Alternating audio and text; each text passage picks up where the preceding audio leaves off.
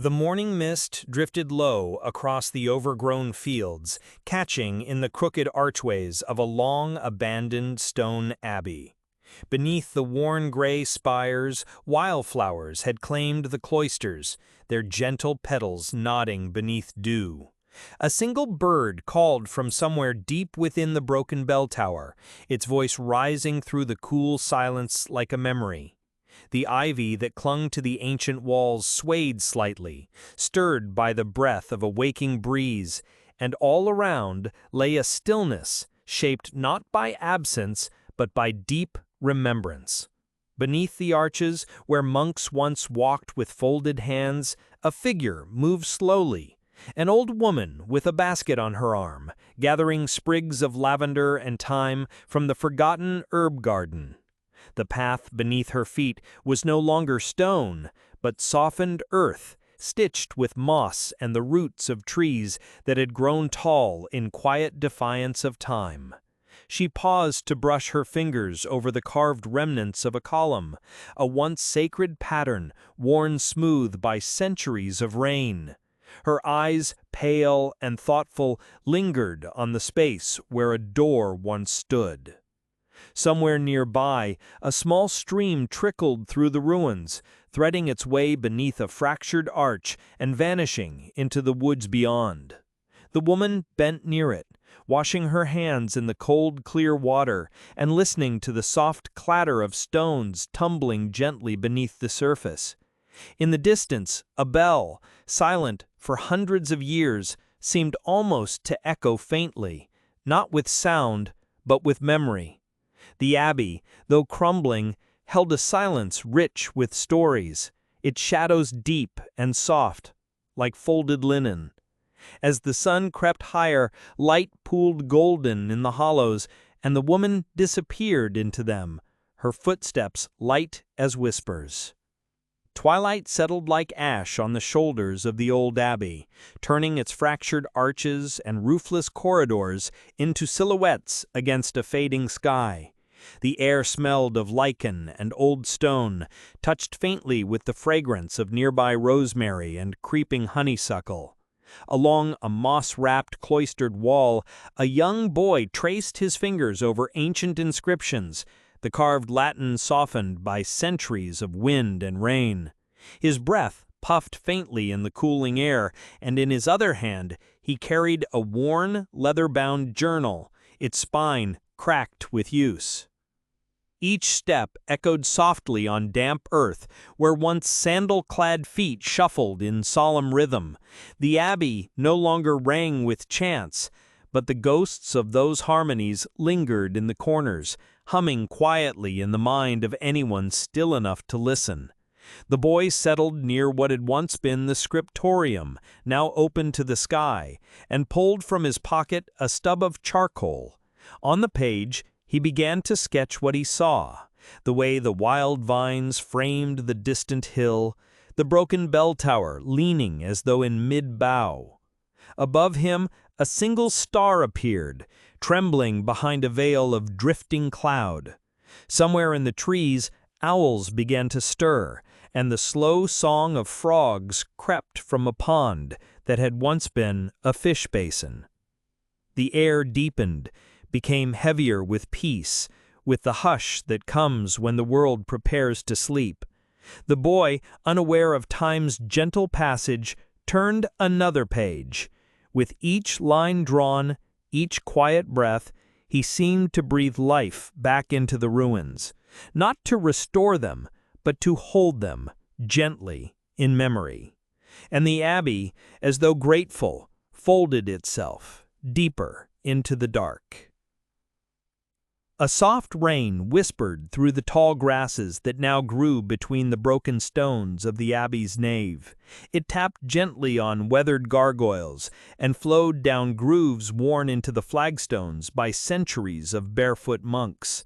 Beneath a once grand archway, where sunlight once streamed through stained glass, now only gray light filtered through hanging mist.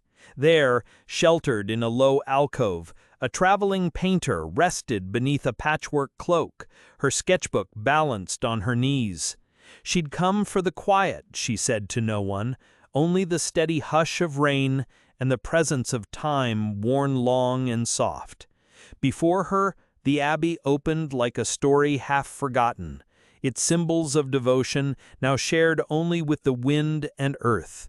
Her fingers moved slowly, not to capture accuracy, but to trace the mood, the sag of the old timber, the way moss grew in silent crowns atop every pillar. Somewhere within the old refectory, now open to the sky, rain collected in bowls of stone and rusted metal left behind. A raven hopped from beam to beam, pausing to ruffle its feathers in the drizzle. The painter's tea cooled in a small tin mug beside her, untouched.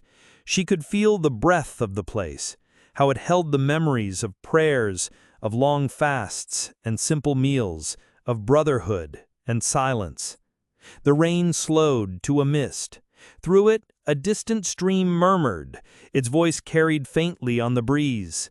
The painter closed her book and tucked it into her satchel, her sketch complete. Not perfect, but honest.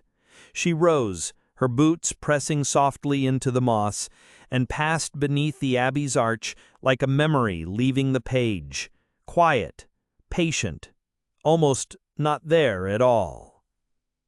The wind moved gently across the open courtyard, bending the tall grasses that now claimed the Abbey's heart. Where once friars gathered in humble prayer, now stood a garden of wild chamomile, marigolds and scattered mint, tended only by time and chance.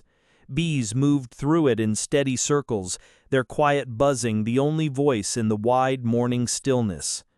A lone man, perhaps in his 5th decade, stepped carefully across the grounds, a walking stick tapping softly beside each step. He wore a linen tunic of earth-toned cloth, hand-stitched and faded at the seams. Around his neck hung a small pouch of dried lavender, a comfort from his own herb garden, many miles away. He had come not to study, but to sit beside the old fountain that no longer ran, whose basin now held stones and scattered feathers. The Abbey had been lost to records long ago, its name scratched away by politics or neglect, but its presence remained, strong in the way sun warmed its stones, and how the wind passed respectfully through its broken halls. The man found his usual place on a flat stone bench, set between 2 arched windows without glass. From there, he watched the shadows change shape as clouds drifted overhead, and he took out a crust of bread wrapped in cloth, chewing slowly. Somewhere nearby, a hare darted through the grass, then froze, ears tall against the sky. The man raised a hand, not to shoo it away, but to greet it, as one calm presence meeting another. He stayed for hours, speaking only to the silence, listening to the way memory clung to the broken walls like ivy. And when he rose to leave, he bowed slightly, not to worship, but in thanks.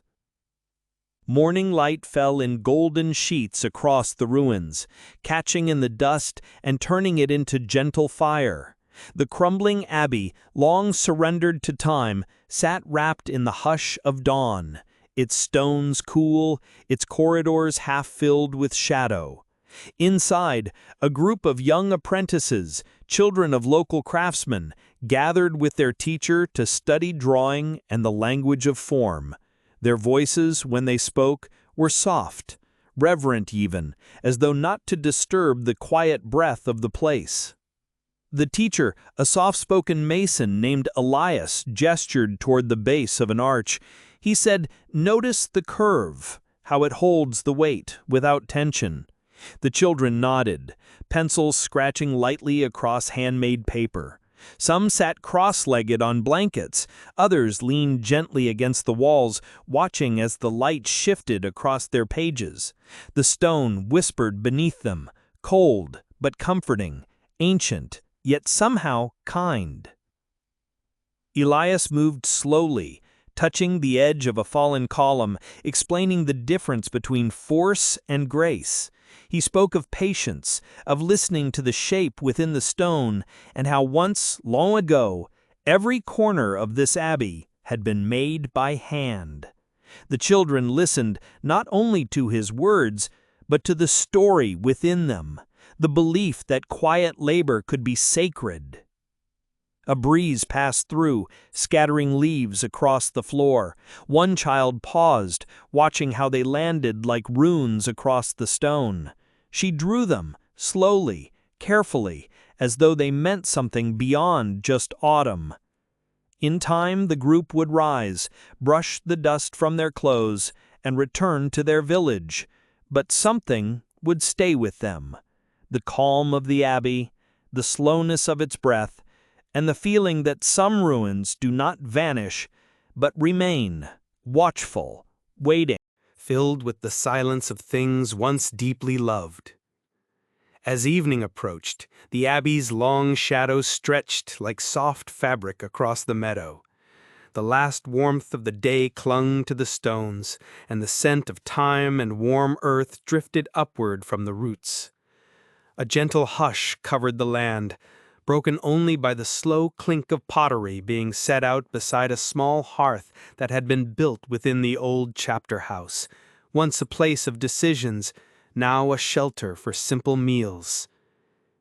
An older couple moved about the space in companionable silence.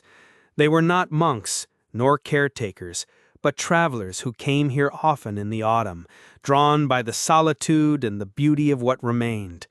The man stirred lentils and barley in a blackened pot, while the woman unfolded a woolen blanket onto the stone floor.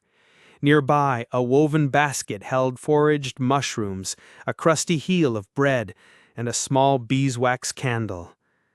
They ate slowly, speaking in low tones about the colors of the trees, the changing of the light, the way the past seemed to live here not as memory, but as presence.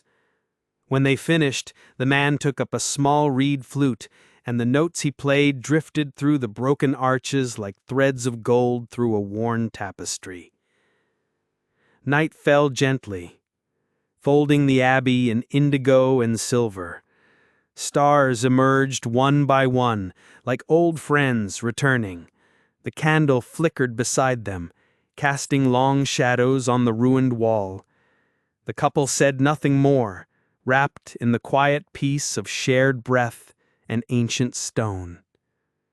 In this place, the past did not haunt, it hushed. And the night, like the abbey, cradled every sound, every pause, in a silence so deep it felt like rest itself.